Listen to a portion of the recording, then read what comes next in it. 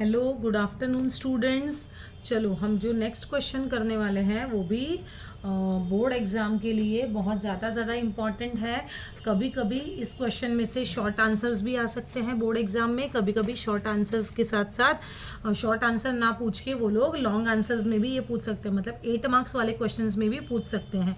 ये जो क्वेश्चन है ये क्वेश्चन है methods of measuring price elasticity of demand. तो क्या क्वेश्चन है? Methods of measuring price elasticity of demand. देखो ये वाला जो क्वेश्चन है, इस क्वेश्चन के अंदर हमारे पास ये जो क्वेश्चन है हो सकता है आपको ये क्वेश्चन में सारी की सारी मेथड्स बोर्ड एग्जाम में 8 मार्क्स के लिए पूछ ली जाए। आइदर इसमें से कोई एक मेथड को चूज करके 4 मार्क्स के लिए आपको बोर्ड एग्जाम में पूछा जाए। तो हम तीनों मेथड्स को हम देखेंगे, ठीक है। इसमें से फर्स्ट मेथड जो है, this is the ratio method और परसेंटेज मेथड। ये दोनों का नाम सेम है। जो फर्स्ट मेथड है वो है रेशियो मेथड या फिर परसेंटेज मेथड, ठीक है। ये हो गया first method. Number 2 is my total expenditure method. ये टोटल एक्सपेंडिचर मेथड जो है इसी को हम लोग बोलते हैं, दूसरा नाम है टोटल आउटले मेथड।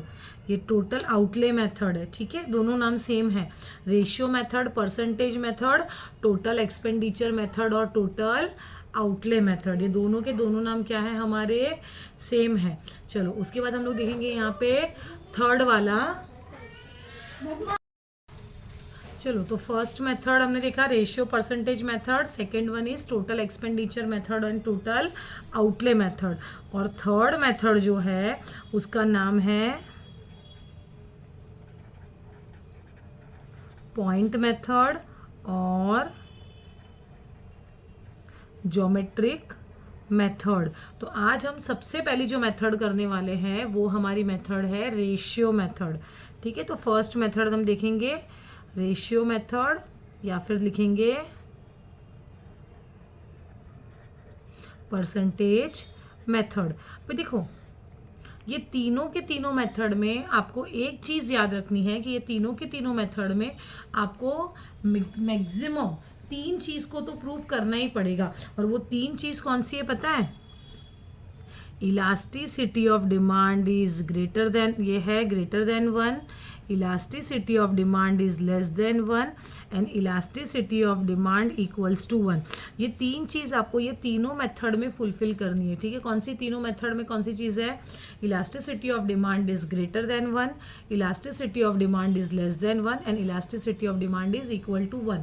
ये आपको तीनों चीज़ें तीनों मेथड में फुलफिल करनी है, ठीक है। तो जब हम लोग फर्स्ट मेथड को हम लोग कैलकुलेट करेंगे तो देखो ये जो पूरी की पूरी मेथड्स है ना, ये तीनों मेथड ये किसने डेवलप किए पता है? डॉक्टर मार्शल ने डेवलप किए ये तीनों के तीनों मेथड्स को। प्रोफेसर जो मार्शल है उन्होंने इलास्टिसिटी ऑफ डिमांड की तीनों मेथड्स प्रोफेसर मार्शल ने दी है।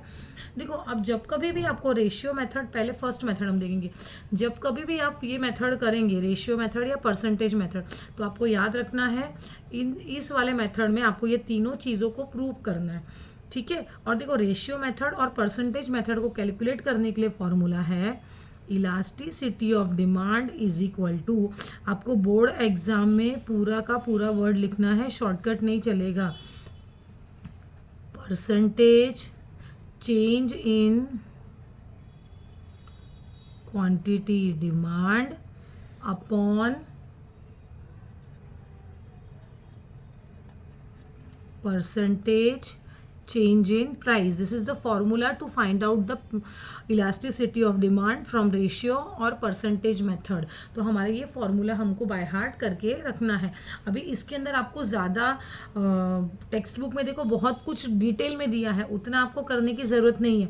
आपको सिंपली बस आपको ये तीनों को बताना है कैसे फुलफिल होगा, ठीक है। तो देखो ये तीनों मेथड को बताना है, तो रेशियो मेथड या परसेंटेज मेथड से जब मुझे सबसे पहला फाइंड आउट करना है elasticity of demand greater than 1, less than 1, equal to 1। तो सबसे पहले हम सम के अंदर के डायरेक्टली सम स्टार्ट करोगे आप, कुछ ऊपर लिखना ज़रूरी नहीं है, कुछ भी करना ज़रूरी नहीं, डायरेक्टली हम यहाँ पर करेंगे ओरिजिनल प्राइस इतना है, ओरिजिनल क्वांटिटी डिमांड इतना है, चेंज इन प्राइस इतना है, चेंज इन क्वांटिटी इतना है। ये सब कैसे लिखना है मैं बताती हूँ। सबसे पहले देखो यहाँ पर हमारा पहले तो फॉर्मूला देखो, फर्स्ट वाला कर रहे हैं कोई भी, elasticity of demand is equal to percentage change in quantity demand upon percentage change in price.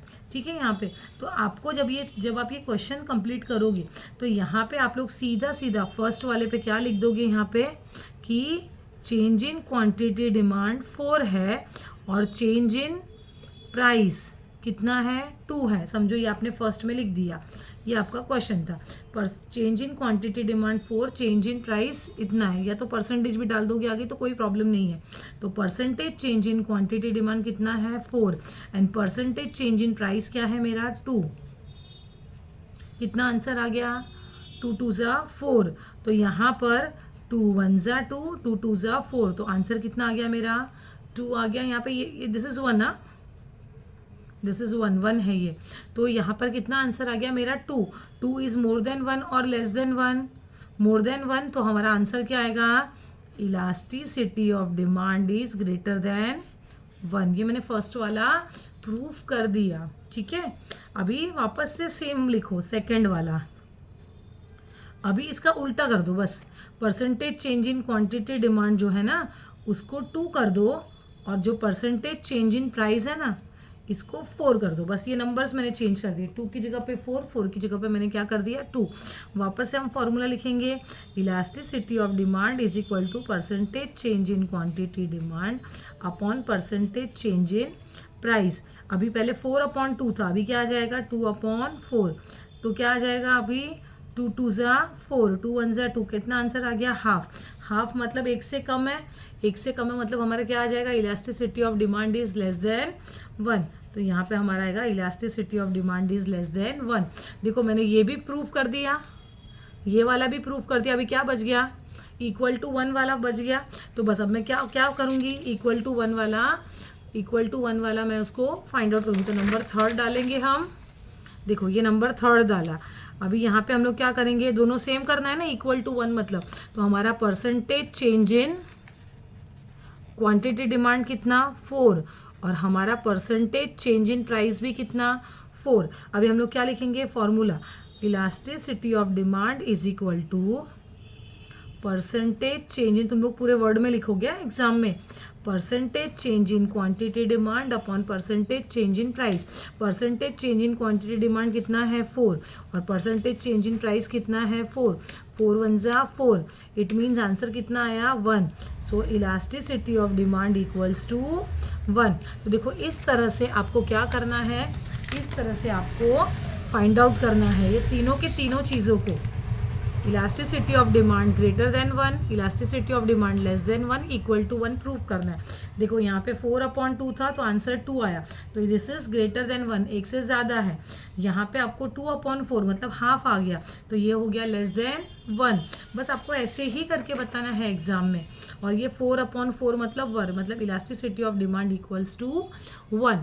तो ये हो गया हमारा फर्स्ट मेथड जो हमने यहाँ पे सीखा है, वो है रेशियो मेथड और परसेंटेज मेथड, जो आपको बोर्ड एग्जाम में 4 मार्क्स के लिए अलग से पूछ सकते हैं। या तो 8 मार्क्स के लिए तीनों मेथड्स पूछ लेंगे, या तो 4 मार्क्स के लिए एक ये सिंगल मेथड भी आपको पूछ सकते हैं। तो आप इसको इस तरह से सॉल्व कर सकते हो। Thank you students, bye.